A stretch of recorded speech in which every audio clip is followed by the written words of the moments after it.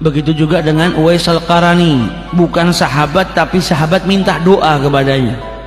Bukan sahabat tapi Nabi Muhammad memberikan kabar kepada umat ini bahwa Uwais Al-Qarani nanti akan bisa memberikan syafaat, membantu orang yang sangat banyak jumlahnya. Karena apa? Amalnya berbakti kepada kedua orang tua. Orang di negaranya semua pernah pergi ke Madinah. Orang di negaranya selalu sibuk, mulutnya ini apa? Zahabtu ila Rasulillah, aku kemarin pergi ke Madinah ketemu sama Rasulullah. Wes kepingin pergi tapi punya ibu tua. Izin sama ibunya, kata ibunya, siapa yang ngurus saya kalau engkau pergi? Siapa yang mengurus kambing-kambing kita kalau engkau pergi? Sampai akhirnya di masa hidupnya Rasulullah, Uwais Al-Qarani tidak berjumpa dengan Rasulullah SAW. Dalam sebuah riwayat dikatakan Uwais sempat berjalan ke Madinah untuk berjumpa dengan Rasulullah, tapi sampai di Madinah Nabi Muhammad sedang ada di peperangan Tabuk.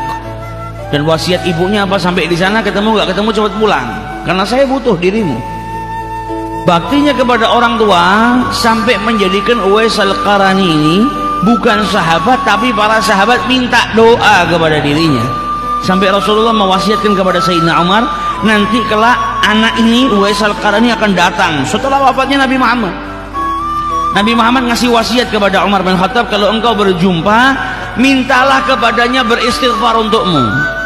Mintalah kepadanya berdoa agar Allah mengampuni dirimu, karena doanya diijabahi oleh Allah Subhanahu wa taala.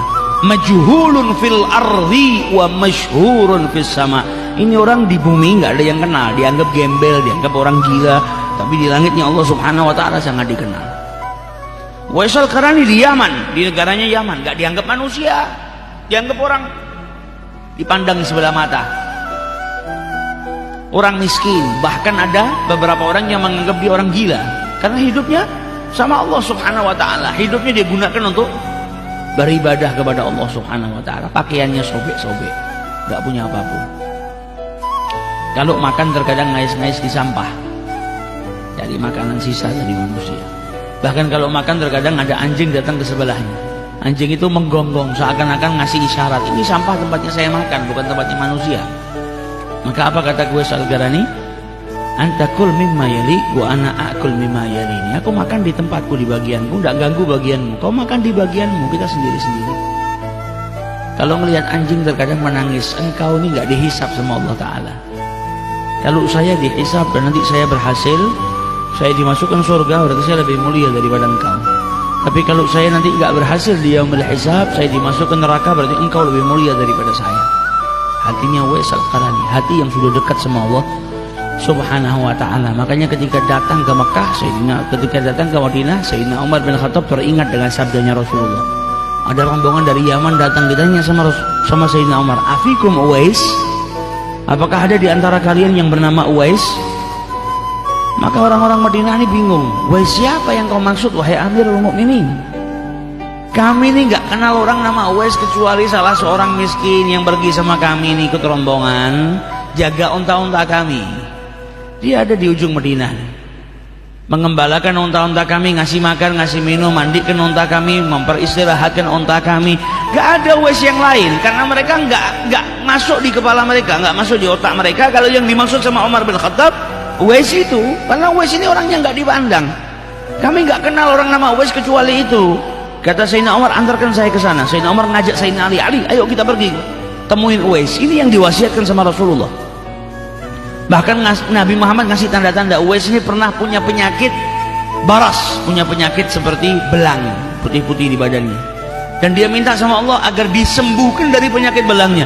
Disembuhkan sama Allah, tapi dia minta disisakan sedikit, sehingga ada sedikit daripada penyakit belangnya itu di telapak tangannya yang besarnya seperti logam dirham. Kenapa minta disisakan sedikit? Supaya kalau ngelihat teringat pernah diberikan sakit sama Allah Subhanahu wa ta'ala, sehingga dia bisa bersyukur kepada Allah Subhanahu wa ta'ala, disembuhkan. Sampai seperti itunya. Didatangi sama Sayyidina Umar. Sayyidina Umar minta doa, sampai Uwais Al-Qarani berkata, apa engkau Amirul Mukminin minta doa sama saya? Nggak pantas. Kata Sayyidina Umar, apa? Nggak masalah pantas nggak pantas, Rasulullah yang nyuruh saya minta kepada. Akhirnya didoakan sama Uwais Al-Qarani. Ditawarin sama Sayyidina Umar, dari sini kau mau kemana? Irak, Basrah. Kalau begitu tunggu saya ambilkan uang dari Baitul Mal.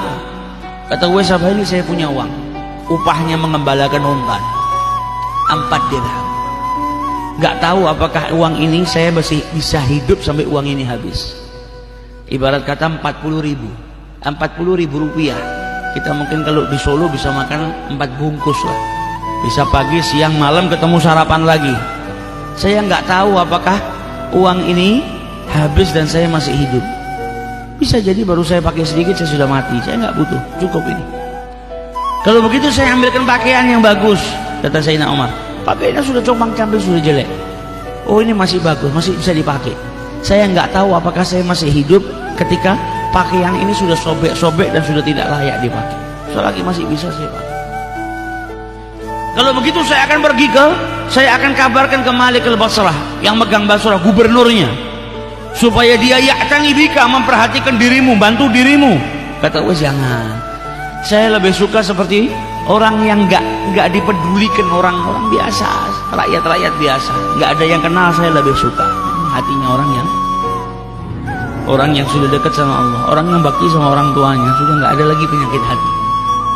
Berbakti kepada Allah ini jadikan hatinya orang bersih, jadikan dijauhkan daripada penyakit-penyakit hati, dijauhkan sama Allah Subhanahu Wa Taala dari al-qadarat, kotoran-kotoran yang menjadikan hatinya manusia kotor.